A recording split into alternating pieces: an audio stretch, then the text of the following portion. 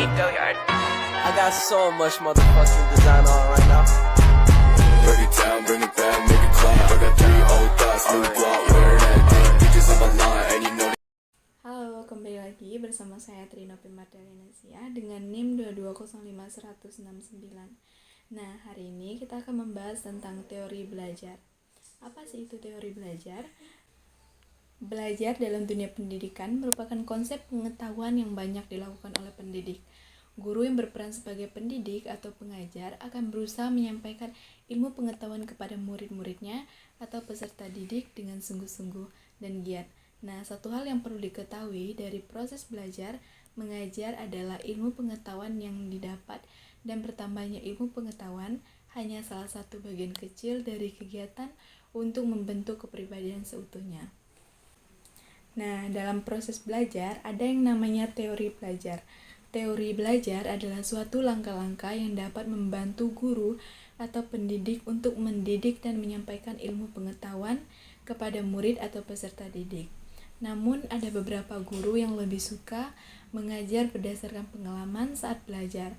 Maksudnya, dalam beberapa kasus, guru sudah menemukan cara jitu untuk mendidik dan menyampaikan ilmu pengetahuan kepada murid-muridnya, tanpa harus mengetahui teori belajar.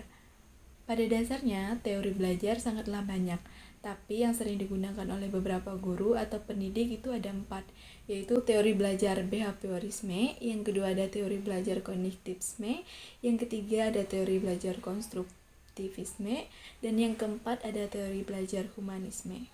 Untuk mengaplikasikan atau membelajarkan siswa tidak terpaku pada 1 atau 2 teori saja, melainkan guru juga harus bisa disesuaikan dengan kondisi faktual, keberagaman, tingkat perkembangan, dan sasaran serta tujuan belajar.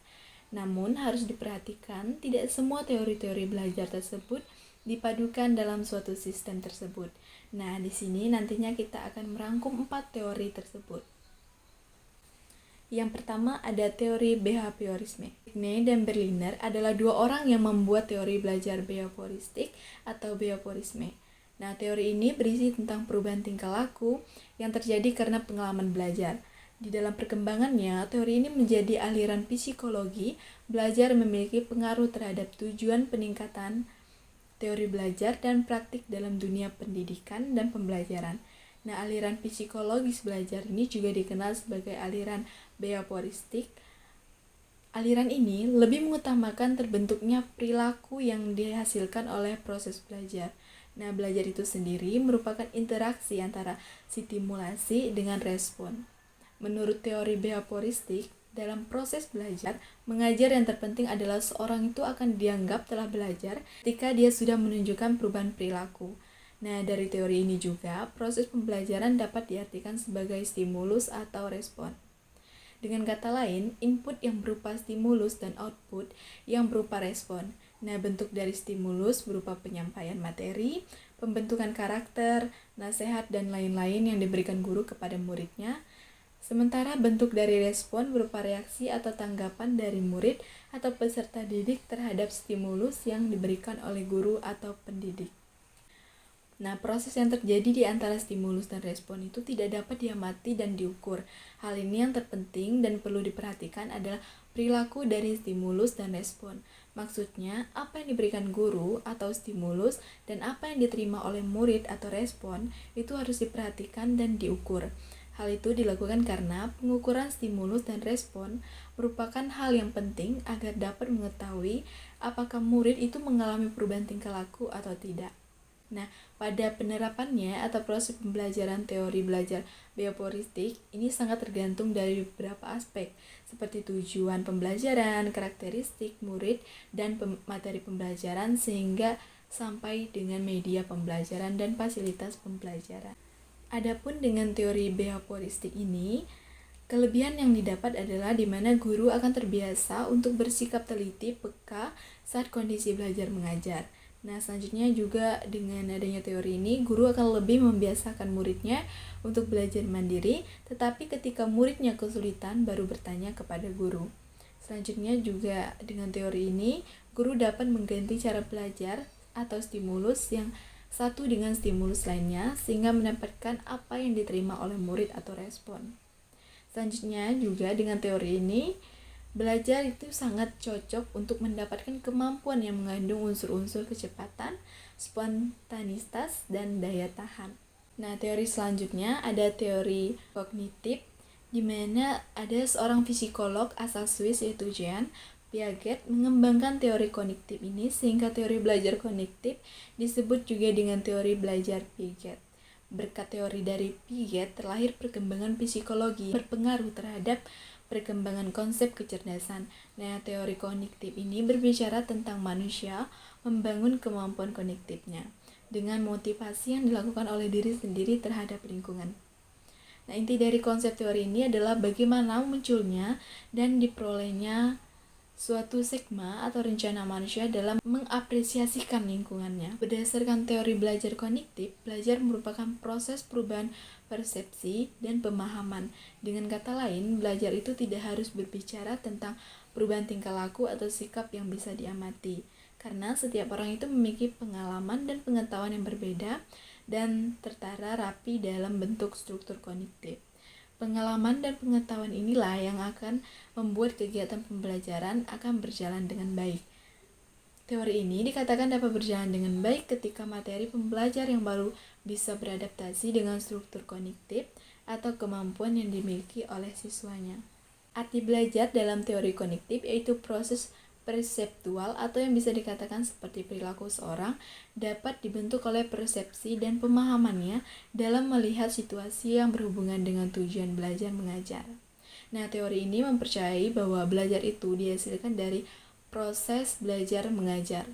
Teori ini mempercayai bahwa belajar itu dihasilkan dari proses persepsi, kemudian membentuk sebuah hubungan antara pengalaman yang baru dengan pengalaman yang sudah tersimpan di dalam dirinya. Adapun kelebihan dari teori belajar kognitif ini yaitu yang pertama, mempermudah siswa untuk memahami materi belajar. Yang kedua, siswa akan menjadi lebih mandiri dan lebih kreatif. Yang selanjutnya ada teori belajar konstruktivisme. Berdasarkan asalnya, teori konstruktivisme bukan bagian dari teori pendidik. Sebenarnya teori ini bersumber dari ilmu filsafat, terutama filsafat ilmu.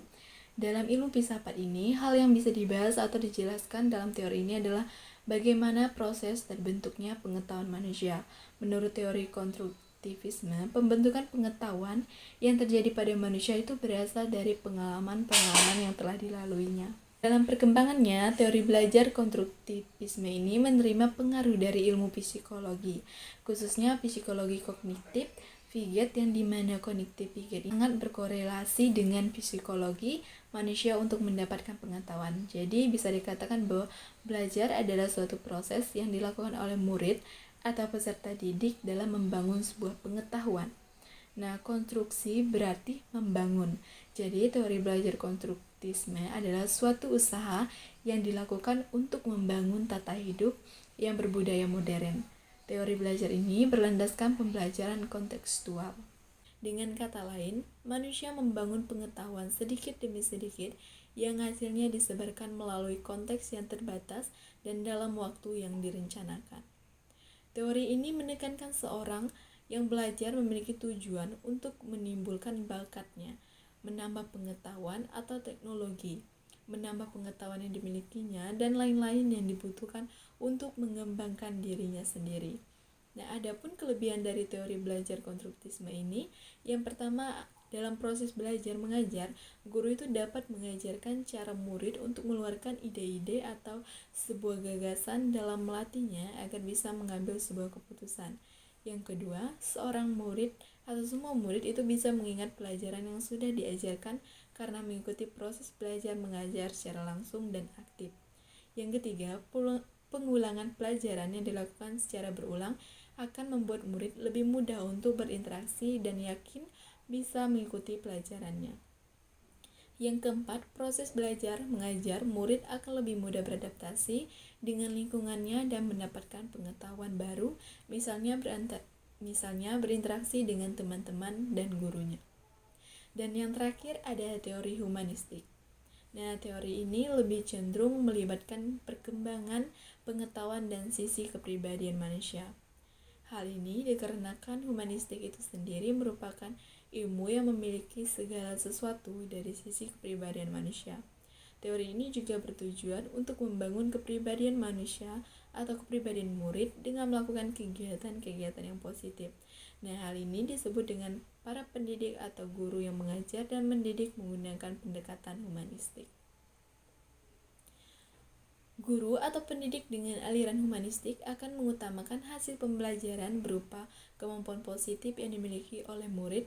Kemampuan positif ini akan membangun sebuah relasi atau mengembangkan emosi positif pada murid. Teori belajar humanistik itu berbeda dengan teori belajar behavioristik yang dimana lebih mengutamakan melihat tingkah laku manusia sebagai campuran antara motivasi yang lebih tinggi dan yang lebih rendah. Sedangkan teori belajar behavioristik hanya melihat motivasi manusia sebagai sebuah usaha untuk memenuhi fisiologis manusia. Nah, teori ini menekankan pada pembentukan kepribadian, perubahan sikap, menganalisis fenomena sosial, dan hati nurani yang diterapkan melalui materi-materi pembelajaran. Maka, dari itu dapat dikatakan bahwa guru atau pendidik sangat berperan sebagai fasilitator. Beberapa hal yang perlu diperhatikan saat menerapkan teori humanistik dalam proses belajar mengajar. Ada pula kelebihan teori belajar humanistik ini. Yang pertama, tingkat keberhasilan atau indikator penilaian dari teori belajar ini adalah murid merasa senang dalam belajar dan terjadi perubahan terhadap tingkah laku dan pola pikir bukan karena paksaan atau keinginannya sendiri. Yang kedua, jika proses belajar mengajar mengutamakan pembentukan kepribadian, proses tingkah laku dan hati nurani, maka teori belajar humanistik itu sangat sesuai. Yang ketiga, dengan teori ini, murid diharapkan menjadi manusia yang bisa mengatur dirinya sendiri dan menjadi pribadi yang tidak terikat oleh pendapat orang lain tanpa harus merugikan dan mengambil hak-hak orang lain. Nah, dari setiap teori belajar itu mempunyai kelebihan dan kekurangan. Jadi, setiap guru atau pendidik sebaiknya mencari teori belajar yang sesuai dengan karakter dari setiap murid. Dengan pemilihan teori yang benar, maka proses pembelajaran akan lebih maksimal dan hasil yang didapatkan dari proses itu berdampak baik bagi murid atau peserta didik. Baik, terima kasih.